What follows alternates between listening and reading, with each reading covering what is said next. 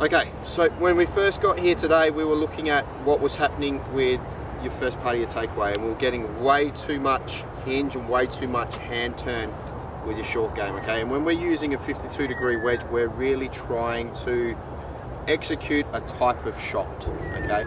The way that you were swinging your 52-degree wedge, you were trying to execute what I would call more of a flop shot, yep? So to get more control of the ball flight, we want to be minimizing as much hand action early in your chipping swing. So taking your setup now, getting yourself into that position there, and then from there taking your backswing back, where yes, we still have that looseness of our hands and we still have that looseness of our wrists, but we're not looking like this trying to execute your shot, which was creating way too much ball flight for a 52-degree wedge. So set yourself up nice and normal. Take your setup as you were before.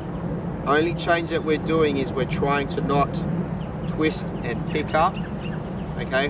We're simply then just trying to take our backswing back where we feel like we're trying to keep it a little bit straighter, more like your actual golf swing itself.